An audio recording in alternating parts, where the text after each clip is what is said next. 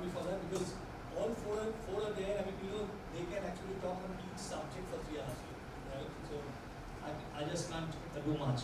So first question, without much, taking much time, Abhik. You start with the McKinsey hat first.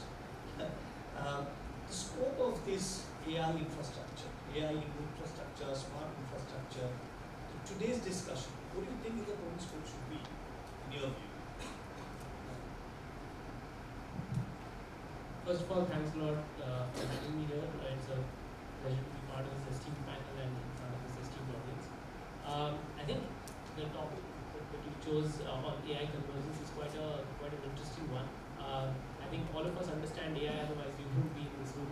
But AI convergence is basically when the AI systems start reaching a stage where they can be equal or better to the humans. And that is probably the fundamental starting point of what probably would be most interesting to discuss as part of this panel, right?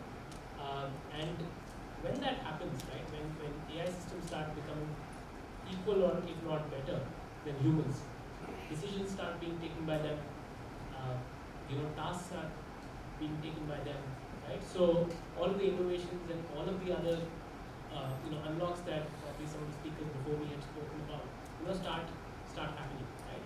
So why is this important, or why should we be discussing this, right? I think there are 3 reasons why, at least in my view, right? Number one is that AI in general has a huge potential. I think all of us would agree that the kind of efficiency and the kind of unlock that it can have on bottom line performance on various kinds of subjects is immense, right? And many people have put out reports and studies around this. People estimate anywhere more than $5 trillion being unlocked, right? So there's a huge business potential of this, and that's why it's important both for academia and for industry to be thinking about it. I think the second, and some examples of that, right? We've spoken about some already, but I'm sure there will be more that some of our fellow panelists will share. Folks like Unilever using visual systems to reduce changeover times by almost 80-85%. Firms like KC, sort of putting out transmission towers or cabling of those using drones, or for that matter, blast furnaces being run using advanced algorithms. Right? So there is a huge wave of efficiency unlock that people are trying to drive using this. And the second reason why we should be all thinking about it is because the way it unlocks safety and sustainability kind of goals for organizations. So be it like Rio Tinto running a lot of mines in a completely mindless manner. And finally, the way innovation is getting unlocked because of some of these things, right? Recently there were articles about how Colossal Biosciences, for example, has claimed that they've been able to produce dire wolf, which is basically a species of wolf which was extinct 10,000 years ago. So the kind of possibilities of using this technology and the kind of bottom line benefits are immense. But I sort of pause here, given that this is a very vast subject that we can go into directions. Thank you, Abhik. That's right. So we need to be a little bit close when you are scoping it properly. So you have the AI in kind of smart infrastructure space, more on the civil side, on the core sector. So there's a civil, there's a mechanical, there's a oil and gas, etc. Then we do have a very interesting topic on human resources and how it should be shaped up. And we do have some more topic that we will be discussing. Apart from civil infrastructure, we get into the military space as well, because there's a huge amount of development. There's space technology, there's AI in space, or the missiles that the way that used to manufacture today, possibly they are not required, almost irrelevant in the warfare. So we'll be discussing all that a little bit, 2 to 3 minutes each. So next question, Sudip, to you.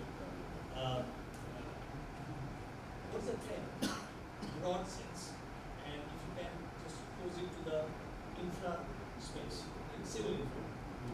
So first of all, thank you very much for this pleasure and privilege to be here, and thank you for the great question. And I'll talk about it parts.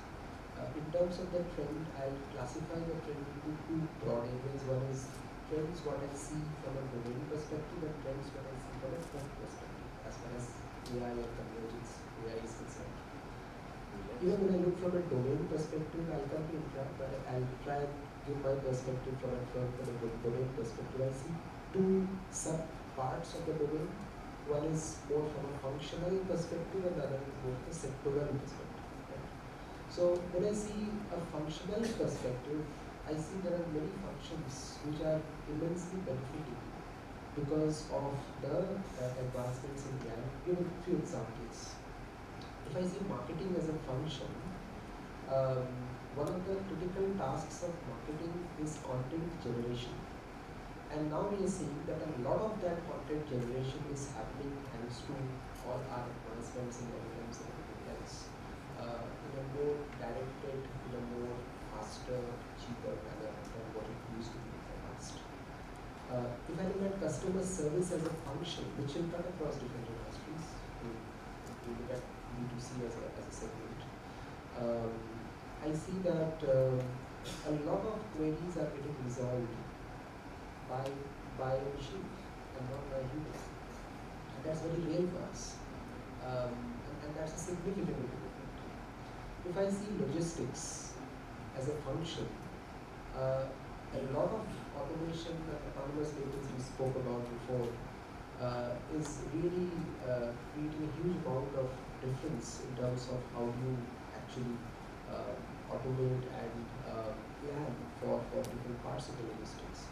Even if I look at supply chain as a function, we're talking about autonomous supply chains where the decision-making part of the supply chain at the lowest level happens without a human intervention, because we're talking about a global supply chain, and global supply chain runs 24/7 across different time zones. It's not possible for one person to monitor each and every part.